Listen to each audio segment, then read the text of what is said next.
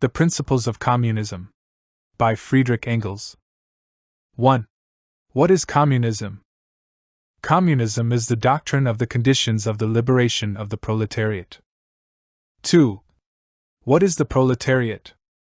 The proletariat is that class in society which lives entirely from the sale of its labor and does not draw profit from any kind of capital, whose weal and woe, whose life and death, whose sole existence depends on the demand for labor, hence, on the changing state of business, on the vagaries of unbridled competition. The proletariat, or the class of proletarians, is, in a word, the working class of the 19th century. 3. Proletarians, then, have not always existed. No. There have always been poor and working classes, and the working class have mostly been poor.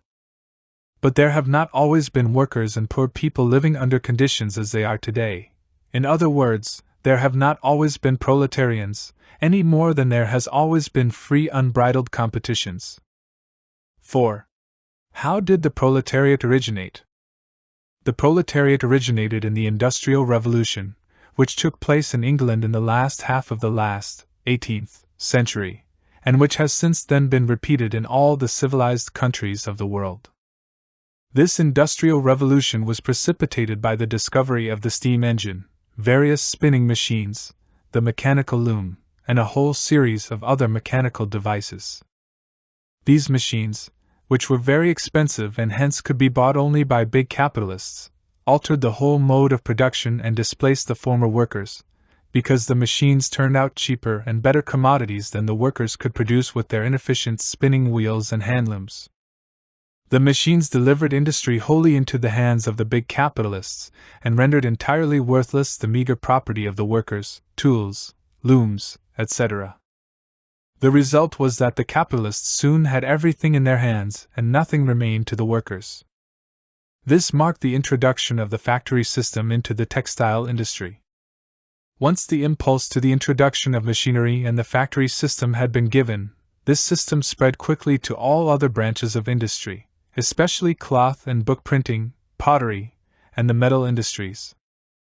Labor was more and more divided among the individual workers, so that the worker who previously had done a complete piece of work now did only a part of that piece. This division of labor made it possible to produce things faster and cheaper. It reduced the activity of the individual worker to simple, endlessly repeated mechanical motions which could be performed not only as well but much better by a machine. In this way, all these industries fell, one after another, under the dominance of steam, machinery, and the factory system, just as spinning and weaving had already done.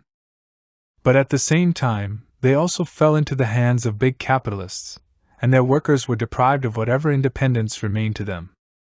Gradually, not only genuine manufacture but also handicrafts came within the province of the factory system as big capitalists increasingly displaced the small master craftsmen by setting up huge workshops, which saved many expenses and permitted an elaborate division of labor.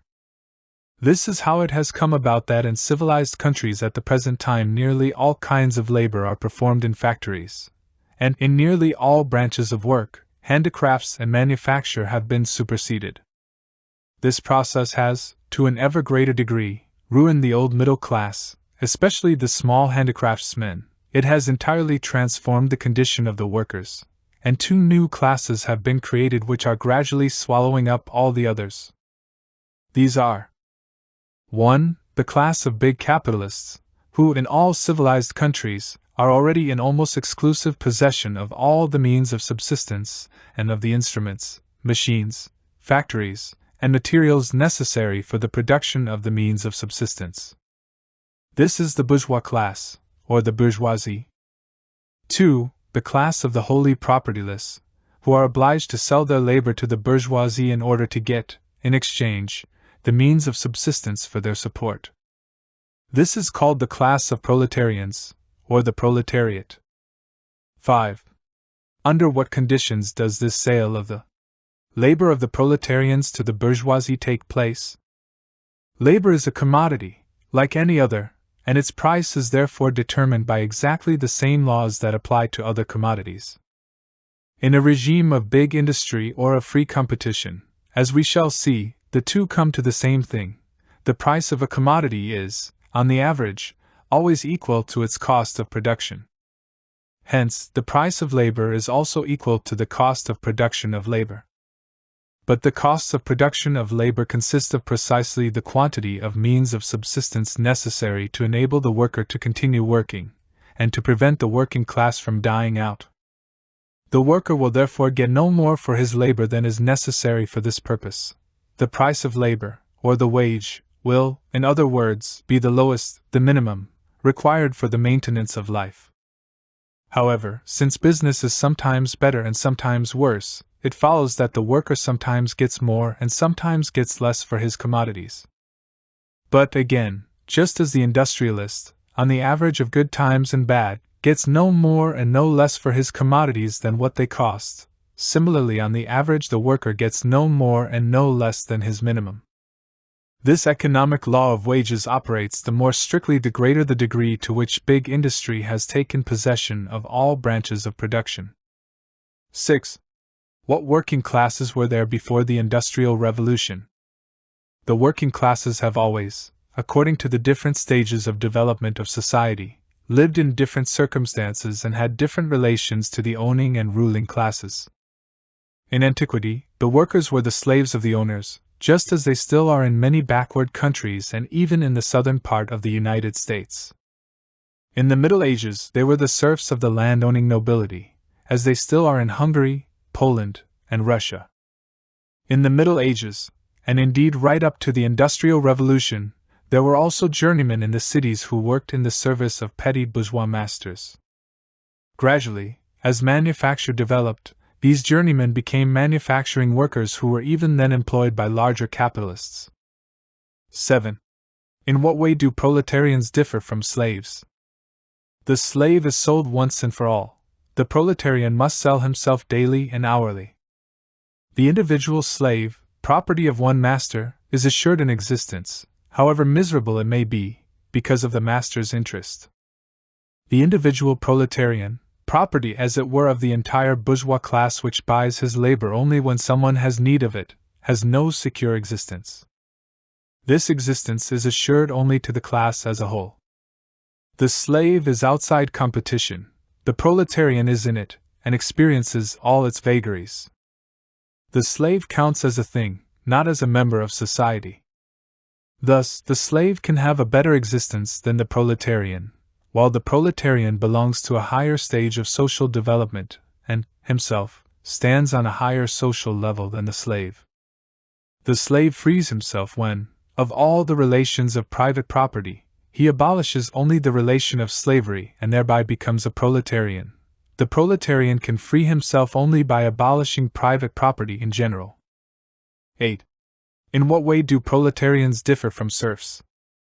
The serf possesses and uses an instrument of production, a piece of land, in exchange for which he gives up a part of his product or part of the services of his labor. The proletarian works with the instruments of production of another, for the account of this other, in exchange for a part of the product. The serf gives up, the proletarian receives. The serf has an assured existence, the proletarian has not. The serf is outside competition, the proletarian is in it. The serf liberates himself in one of three ways: either he runs away to the city and there becomes a handicraftsman, or, instead of products and services, he gives money to his lord and thereby becomes a free tenant, or he overthrows his feudal lord and himself becomes a property owner. In short, by one route or another, he gets into the owning class and enters into competition. The proletarian liberates himself by abolishing competition, private property, and all class differences. 9. In what way do proletarians differ from handicraftsmen? In contrast to the proletarian, the so-called handicraftsman, as he still existed almost everywhere in the past, 18th century and still exists here and there at present, is a proletarian at most temporarily. His goal is to acquire capital himself wherewith to exploit other workers. He can often achieve this goal where guilds still exist or where freedom from guild restrictions has not yet led to the introduction of factory-style methods into the crafts, nor yet to fierce competition. But as soon as the factory system has been introduced into the crafts and competition flourishes fully, this perspective dwindles away and the handicraftsman becomes more and more a proletarian. The handicraftsman therefore frees himself by becoming either bourgeois or entering the middle class in general, or becoming a proletarian because of competition, as is now more often the case. In which case he can free himself by joining the proletarian movement, i.e., the more or less communist movement. 10. In what way do proletarians differ from manufacturing workers? The manufacturing worker of the 16th to the 18th century still had, with but few exceptions, an instrument of production in his own possession, his loom, the family spinning wheel, a little plot of land which he cultivated in his spare time. The proletarian has none of these things. The manufacturing worker almost always lives in the countryside and in a more or less patriarchal relation to his landlord or employer. The proletarian lives, for the most part, in the city, and his relation to his employer is purely a cash relation. The manufacturing worker is torn out of his patriarchal relation by big industry, loses whatever property he still has, and in this way becomes a proletarian. 11. What were the immediate consequences of the Industrial Revolution and of the division of society into bourgeoisie and proletariat? First, the lower and lower prices of industrial products brought about by machine labor totally destroyed, in all countries of the world, the old system of manufacture or industry based upon hand labor. In this way, all semi-barbarian countries, which had hitherto been more or less strangers to historical development, and whose industry had been based on manufacture, were violently forced out of their isolation. They bought the cheaper commodities of the English and allowed their own manufacturing workers to be ruined. Countries which had known no progress for thousands of years, for example, India, were thoroughly revolutionized, and even China is now on the way to a revolution. We have come to the point where a new machine invented in England deprives millions of Chinese workers of their livelihood within a year's time. In this way, big industry has brought all the people of the earth into contact with each other, has merged all local markets into one world market, has spread civilization and progress everywhere, and has thus ensured that whatever happens in civilized countries will have repercussions in all other countries. It follows that if the workers in England or France now liberate themselves, this must set off revolution in all other countries, revolutions which, sooner or later, must accomplish the liberation of their respective working class. Second, wherever big industries displaced manufacture, the bourgeoisie developed in wealth and power to the utmost, and made itself the first class of the country. The result was that wherever this happened, the bourgeoisie took political power into its own hands and displaced the hitherto ruling classes, the aristocracy, the guild masters, and their representative, the absolute monarchy. The bourgeoisie annihilated the power of the aristocracy, the nobility, by abolishing the entailment of estates, in other words, by making landed property subject to purchase and sale, and by doing away with the special privileges of the nobility.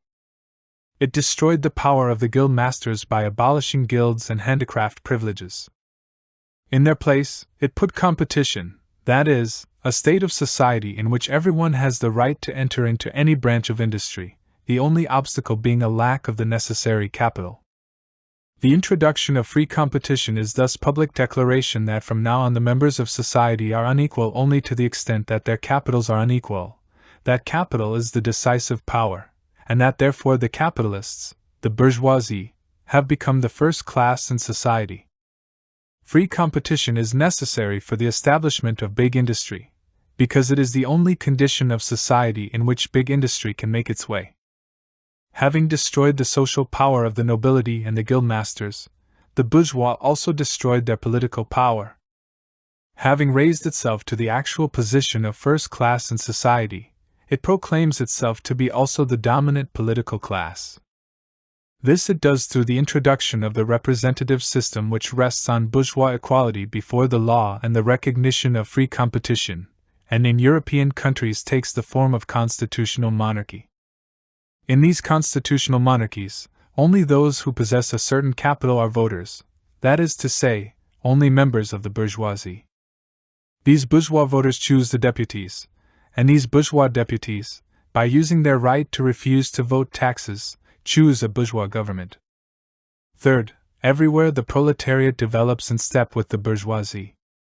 In proportion, as the bourgeoisie grows in wealth, the proletariat grows in numbers.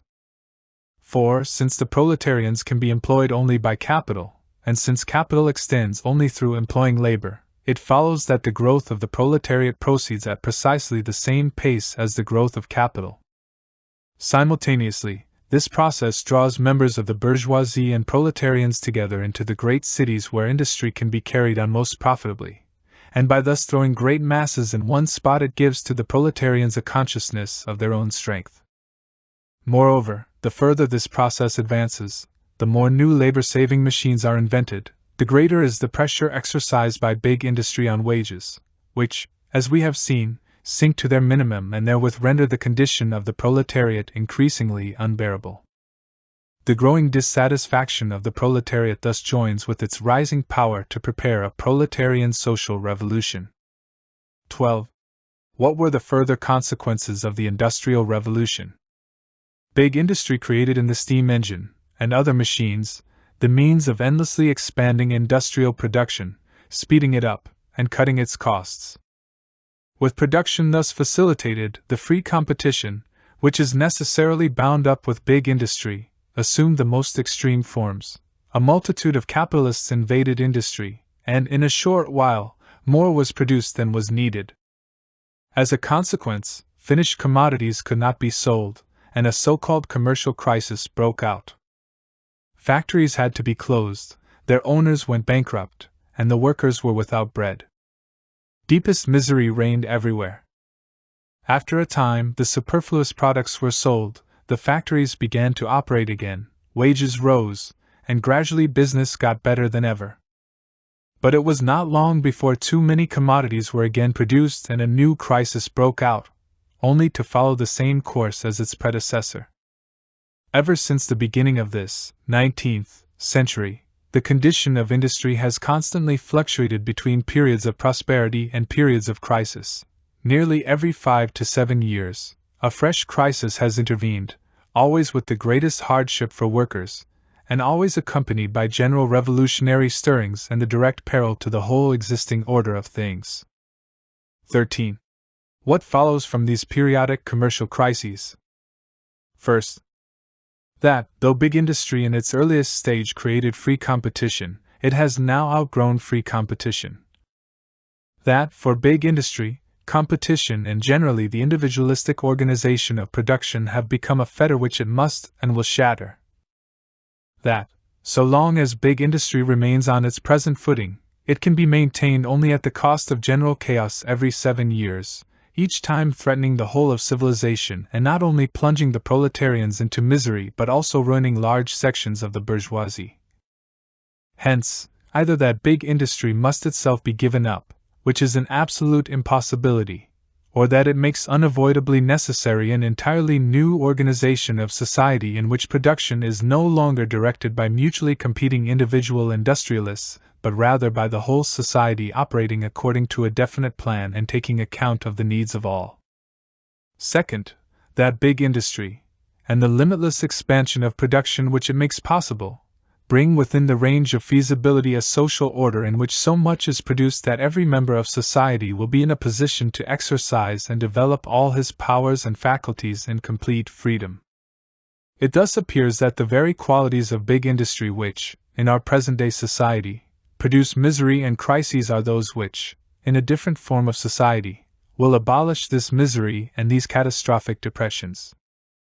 We see with the greatest clarity 1. That all these evils are from now on to be ascribed solely to a social order which no longer corresponds to the requirements of the real situation, and 2. That it is possible, through a new social order, to do away with these evils altogether.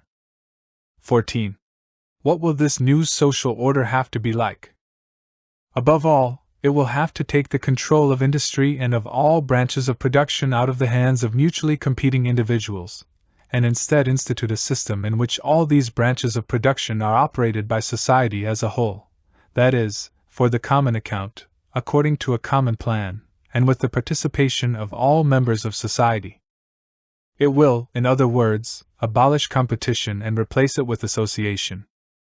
Moreover, since the management of industry by individuals necessarily implies private property, and since competition is in reality merely the manner and form in which the control of industry by private property owners expresses itself, it follows that private property cannot be separated from competition and the individual management of industry. Private property must, therefore, be abolished, and in its place must come the common utilization of all instruments of production and the distribution of all products according to common agreement. In a word, what is called the communal ownership of goods. In fact, the abolition of private property is, doubtless, the shortest and most significant way to characterize the revolution in the whole social order which has been made necessary by the development of industry, and for this reason it is rightly advanced by communists as their main demand. 15.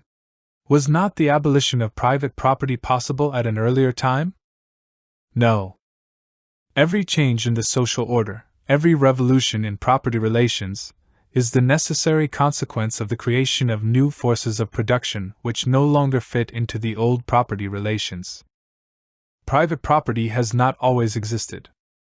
When, towards the end of the Middle Ages, there arose a new mode of production which could not be carried on under the then existing feudal and guild forms of property, this manufacture, which had outgrown the old property relations, created a new property form, private property.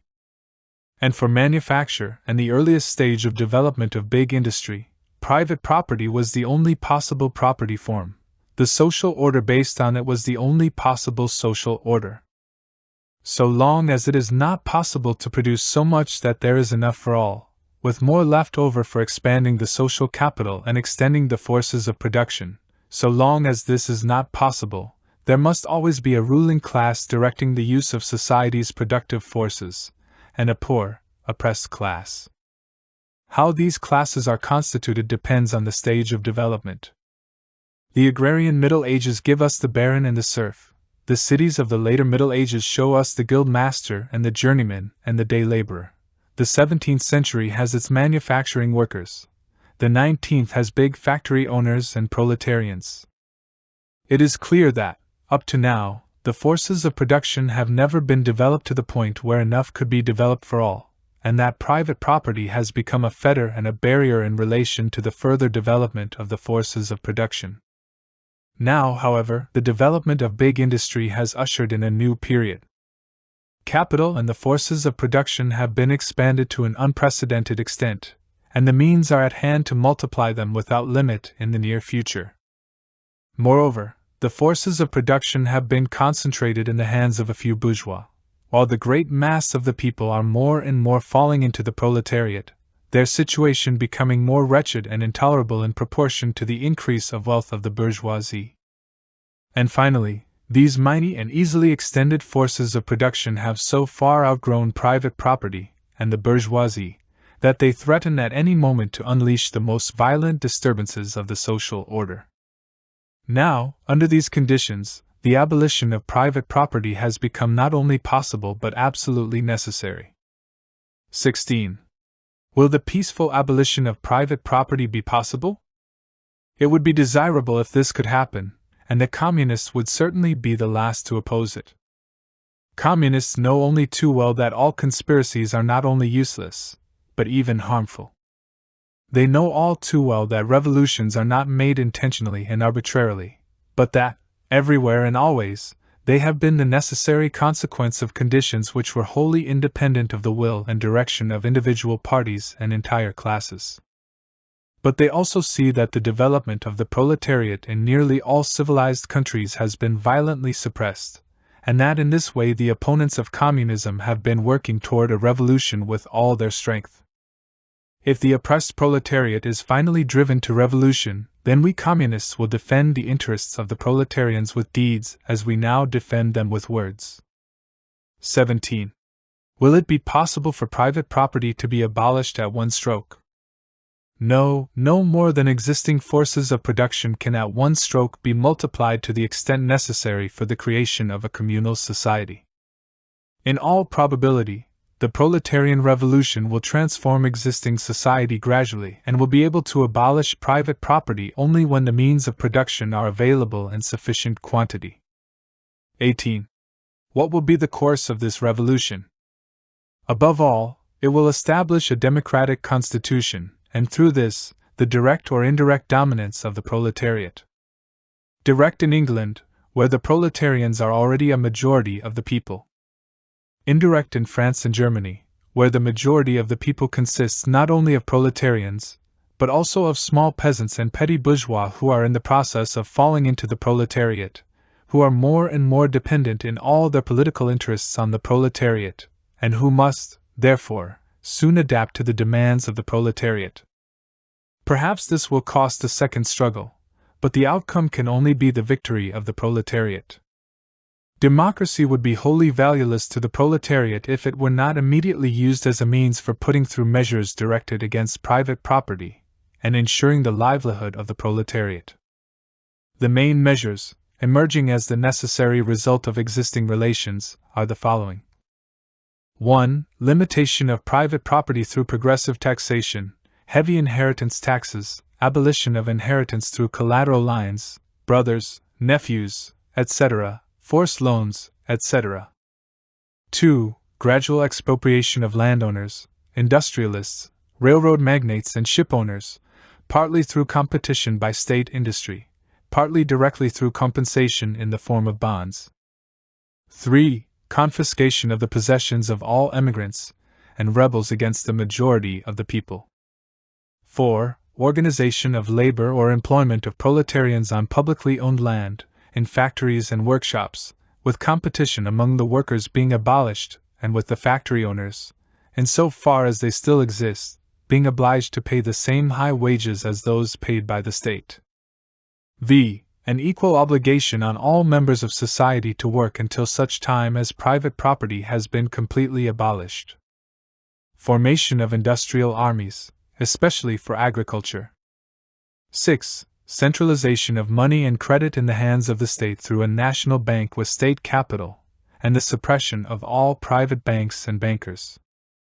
7. Increase in the number of national factories, workshops, railroads, ships, bringing new lands into cultivation and improvement of land already under cultivation, all in proportion to the growth of the capital and labor force at the disposal of the nation.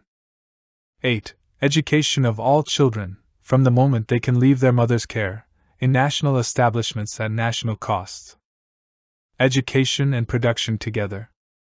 9. Construction, on public lands, of great palaces as communal dwellings for associated groups of citizens engaged in both industry and agriculture, and combining in their way of life the advantages of urban and rural conditions while avoiding the one-sidedness and drawbacks of each. X. Destruction of all unhealthy and jerry-built dwellings in urban districts. 11. Equal inheritance rights for children born in and out of wedlock. 12. Concentration of all means of transportation in the hands of the nation. It is impossible, of course, to carry out all these measures at once. But one will always bring others in its wake.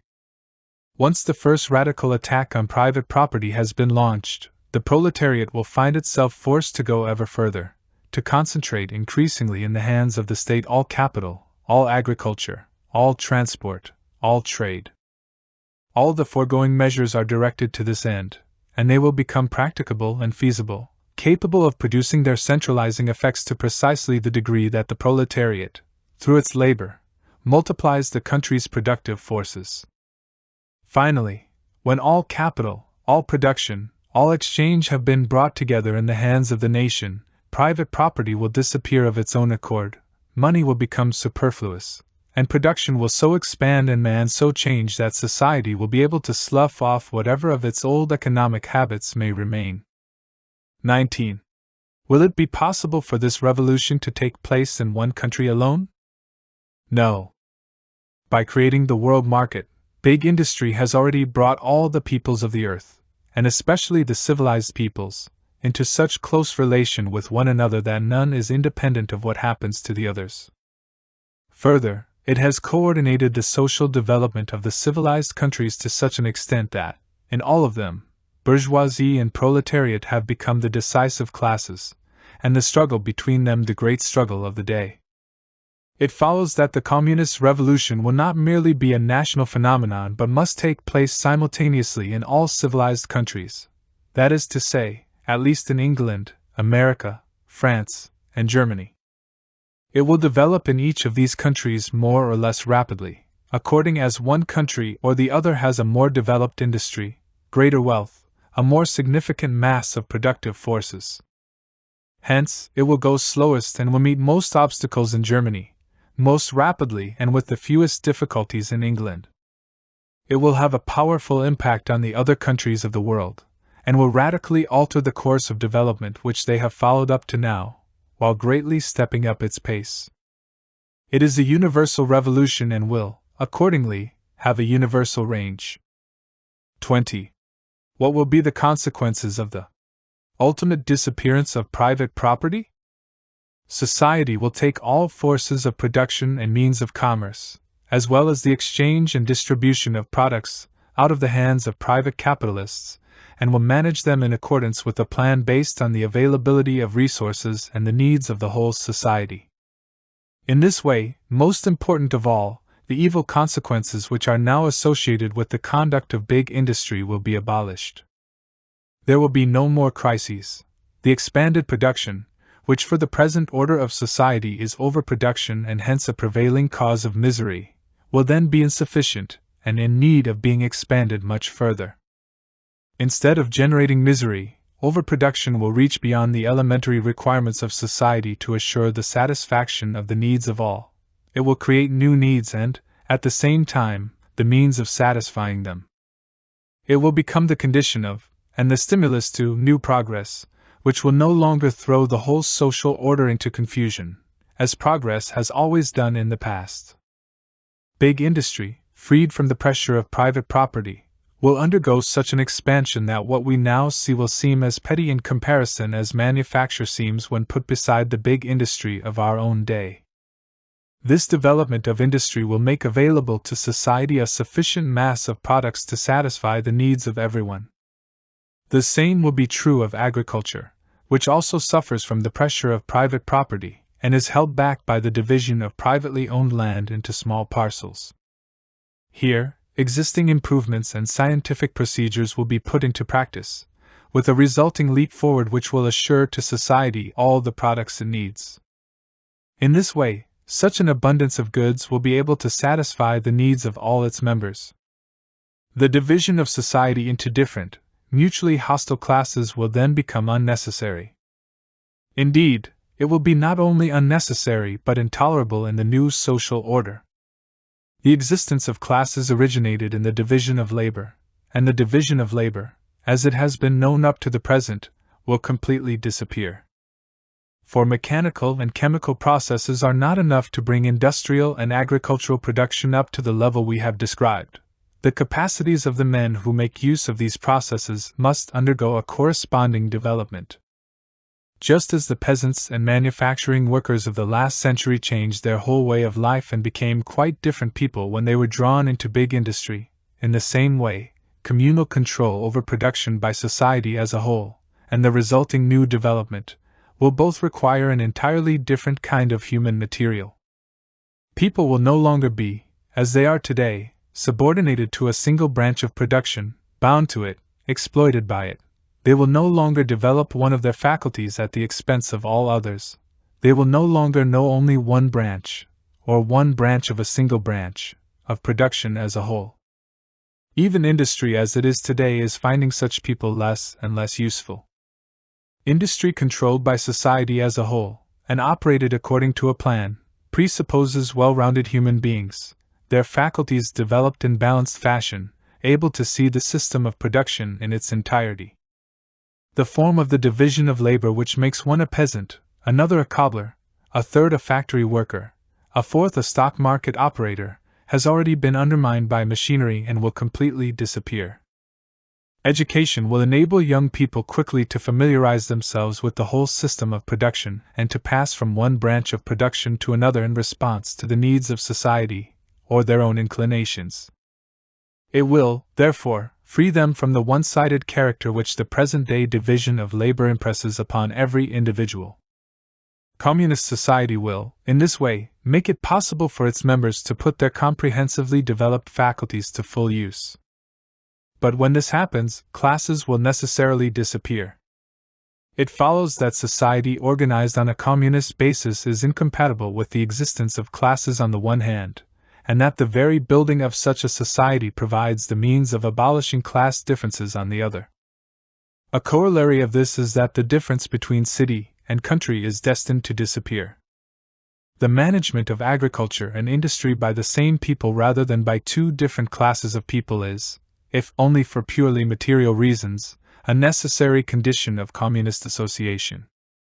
The dispersal of the agricultural population on the land, alongside the crowding of the industrial population into the great cities, is a condition which corresponds to an undeveloped state of both agriculture and industry and can already be felt as an obstacle to further development. The general cooperation of all members of society for the purpose of planned exploitation of the forces of production, the expansion of production to the point where it will satisfy the needs of all, the abolition of a situation in which the needs of some are satisfied at the expense of the needs of others, the complete liquidation of classes and their conflicts, the rounded development of the capacities of all members of society through the elimination of the present division of labor. Through industrial education, through engaging in varying activities, through the participation by all in the enjoyments produced by all, through the combination of city and country, these are the main consequences of the abolition of private property. 21. What will be the influence of communist society on the family? It will transform the relations between the sexes into a purely private matter which concerns only the persons involved and into which society has no occasion to intervene.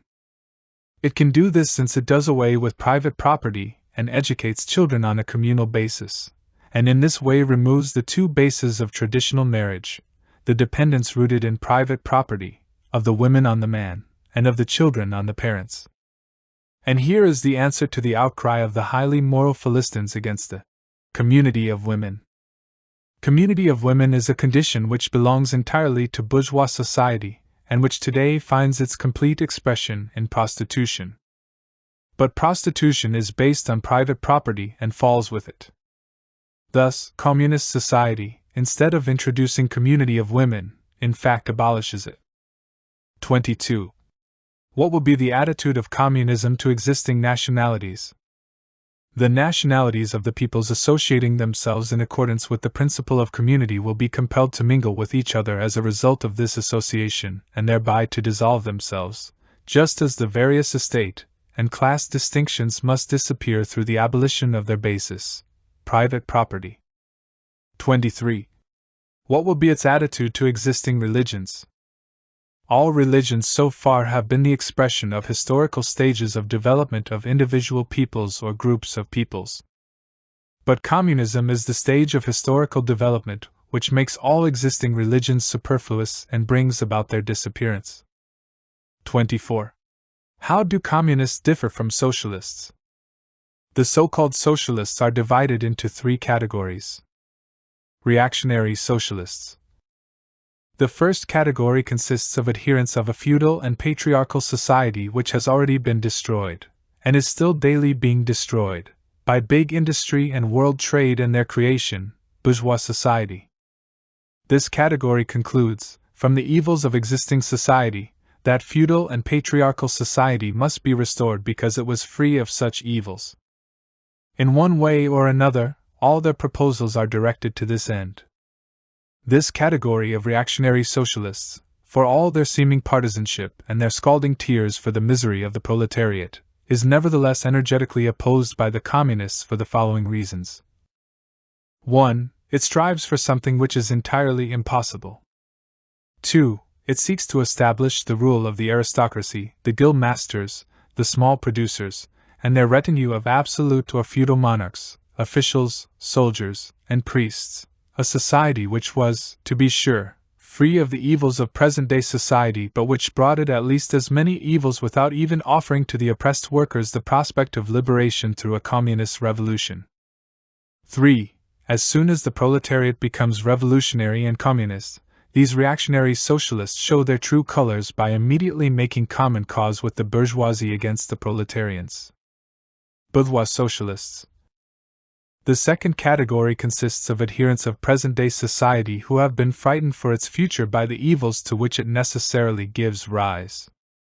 What they want, therefore, is to maintain this society while getting rid of the evils which are an inherent part of it. To this end, some propose mere welfare measures, while others come forward with grandiose systems of reform which, under the pretense of reorganizing society, are in fact intended to preserve the foundations, and hence the life, of existing society.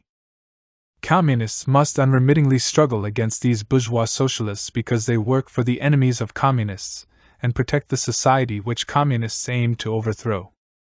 Democratic socialists. Finally, the third category consists of democratic socialists who favor some of the same measures the communists advocate, as described in question 18, not as part of the transition to communism, however, but as measures which they believe will be sufficient to abolish the misery and evils of present-day society. These democratic socialists are either proletarians who are not yet sufficiently clear about the conditions of the liberation of their class, or they are representatives of the petty bourgeoisie, a class which, prior to the achievement of democracy and the socialist measures to which it gives rise, has many interests in common with the proletariat. It follows that, in moments of action, the communists will have to come to an understanding with these democratic socialists, and in general to follow as far as possible a common policy with them, provided that these socialists do not enter into the service of the ruling bourgeoisie and attack the communists. It is clear that this form of cooperation in action does not exclude the discussion of differences. 25. What is the attitude of the communists to the other political parties of our time? This attitude is different in the different countries. In England, France, and Belgium, where the bourgeoisie rules, the communists still have a common interest with the various democratic parties, an interest which is all the greater the more closely the socialistic measures they champion approach the aims of the communists, that is, the more clearly and definitely they represent the interests of the proletariat, and the more they depend on the proletariat for support. In England, for example, the working-class Chartists are infinitely closer to the communists than the democratic petty bourgeoisie or the so-called radicals. In America, where a democratic constitution has already been established, the communists must make the common cause with the party which will turn this constitution against the bourgeoisie and use it in the interests of the proletariat, that is, with the agrarian national reformers. In Switzerland, the radicals, though a very mixed party, are the only group with which the communists can cooperate, and among these radicals, the Vaudois and Genevese are the most advanced. In Germany, finally, the decisive struggle now on the order of the day is that between the bourgeoisie and the absolute monarchy. Since the communists cannot enter upon the decisive struggle between themselves and the bourgeoisie until the bourgeoisie is in power, it follows that it is in the interest of the communists to help the bourgeoisie to power as soon as possible in order the sooner to be able to overthrow it.